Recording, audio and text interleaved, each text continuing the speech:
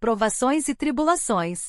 777 continuam confiantes de que a aquisição do Everton, clube em crise, prosseguirá, e Josimar pode revelar a fonte de financiamento para a compra. Mas o homem por trás desse dinheiro é acusado de fraude num processo judicial em curso nos Estados Unidos. Por Paul Brown e Felipe Auclair. Quando não falam para consumo público, sabe-se que figuras importantes da 777 descrevem o teste de aptidão e idoneidade da Premier League como um exercício de relações públicas. E continuam confiantes em receber aprovação para a tentativa de compra do Everton até o Natal, com os advogados já começando a trocar documentos relacionados à transação. Mas este fim de semana experimentaram todos os poderes disponíveis aos reguladores do futebol inglês, quando o clube de Merseyside foi atingido com uma dedução de 10 pontos por uma comissão independente por violar as regras de lucro e sustentabilidade. O Everton também enfrenta agora pedidos de indenização dispendiosos de clubes rivais relacionados com o veredito da comissão de que obteve uma vantagem desportiva com seus gastos excessivos, acrescentando outro obstáculo potencial a ser superado pela 777. No entanto, a empresa de Miami continua a avançar com a sua aquisição, e a linha comum da empresa é que a confiança permanece elevada de que poderá fazer com que o negócio ultrapasse os limites.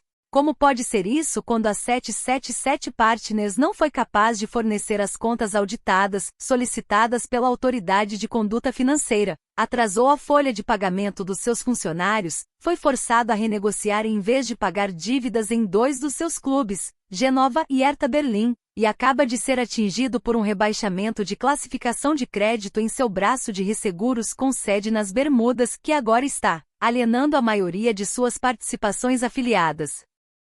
Josimar pode revelar que esta confiança vem, pelo menos em parte, do fato da 777 esperar recorrer a uma fonte familiar de financiamento para a compra do Everton, em particular, uma fonte familiar de financiamento da indústria de seguros. No início da nossa investigação, revelamos como a 777 acumulou dívidas de 338 milhões de dólares americanos com a seguradora ACAP de Nova York, dirigida por Kenneth King. Agora, podemos revelar que 350 milhões de euros para a compra do Everton já foram fornecidos à 777 por outra seguradora chamada Imarket e que este valor pode subir para 500 milhões de euros se necessário.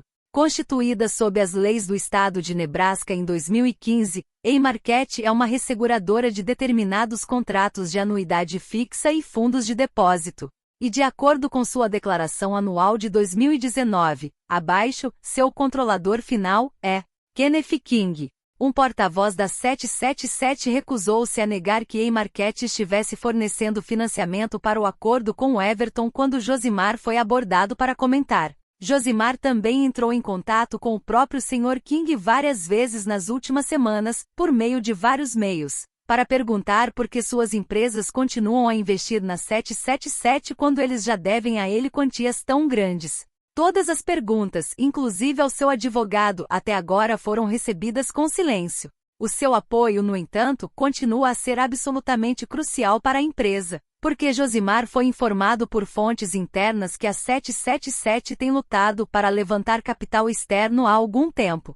Um porta-voz da empresa descreveu como evidentemente falsa uma afirmação de que a 777 falhou em todos os aumentos de capital que tentou desde agosto de 2022, mas entendemos que um aumento de capital para as operações de futebol dos grupos no outono de 2022 não teve sucesso, e que desde então, o único financiamento prometido para esta parte do negócio veio diretamente de empresas ligadas a King.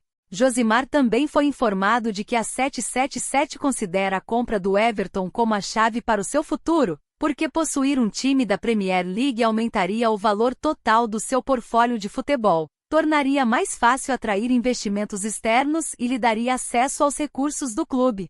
Novo estádio em Bramley Murdoch, que continua em construção. A 777 acredita que o projeto do estádio tem um valor patrimonial de 1 bilhão de euros. Ainda não se sabe se isso ajuda a atrair os tipos de investidores que a 777 precisa, mas o que está claro é que o dinheiro das companhias de seguros tem sido há muito tempo um elemento-chave do financiamento do grupo. Num discurso de 2021 visto por Josimar e publicado pela primeira vez esta semana pela Semafor, a 777 prometia retornos a esses investidores de 40%, mais do dobro do que um fundo de private equity médio produz, e 4 vezes o que os bancos fazem. A proposta explicava como 65% do dinheiro do segurado seria investido em coisas mais arriscadas, como fundos de private equity e títulos garantidos por ativos. Não está claro se algum dos investidores da 777 alguma vez conseguiu obter retornos tão elevados como 40%. E a recente descida da classificação de crédito da empresa de resseguros 777 nas Bermudas irá quase certamente tornar mais difícil e mais dispendioso para o grupo angariar dinheiro. A 777 afirmam que a maioria dos ativos detidos nas suas 60 diferentes empresas operacionais independentes possuem uma classificação A e superior. É também posição da empresa que o downgrade não reflete a solvência da 777 e que não terá qualquer impacto material no financiamento de transações como a compra do Everton.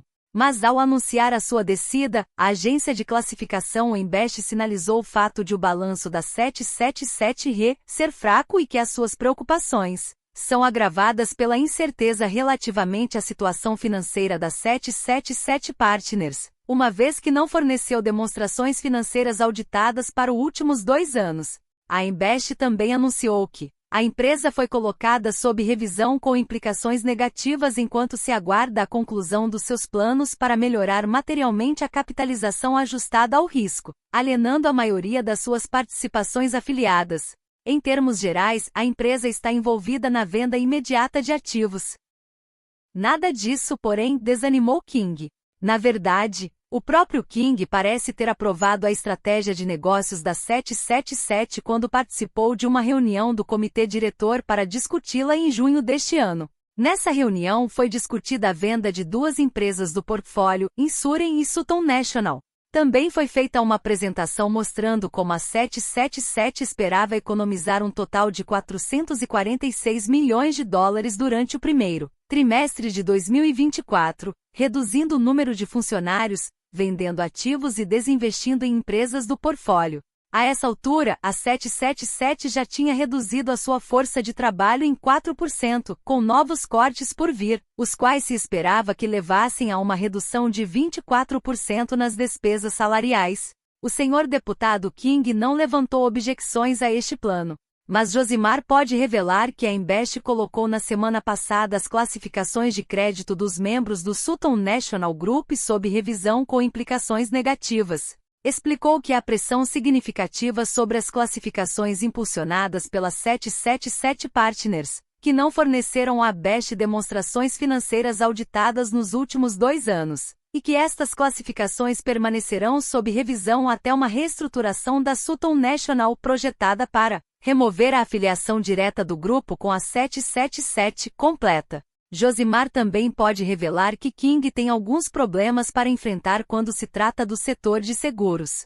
King, o fundador e CEO da CAP, juntamente com o vice-presidente executivo da empresa, Daniel Cathcart, são citados como réus em um processo civil em andamento nos Estados Unidos. Na denúncia, alega-se que King, Cathcart e um grande grupo de outros réus se envolveram em uma fraude complexa e massiva contra a Great Western, uma seguradora domiciliada em Utah, resultando em perdas para aquela empresa superiores a $135 milhões.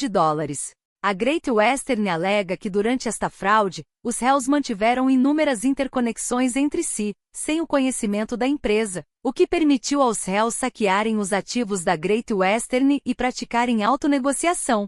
O alegado esquema foi perpetrado através de uma empresa de resseguros e de gestores de investimentos controlados pelos réus, e a denúncia afirma que, devido à má conduta dos réus, violações do dever fiduciário e atividades fraudulentas, a Great Western sofreu perdas econômicas significativas, conforme alegado em maior detalhe abaixo. A Great Western tem direito a indenizações compensatórias, indenizações triplicadas, bem como indenizações especiais e punitivas. King e seus corréus negam as acusações. Em um documento legal apresentado em setembro de 2020, respondem a uma série de perguntas que lhes são feitas como parte da queixa da Great Western, que foi originalmente apresentada em dezembro de 2018.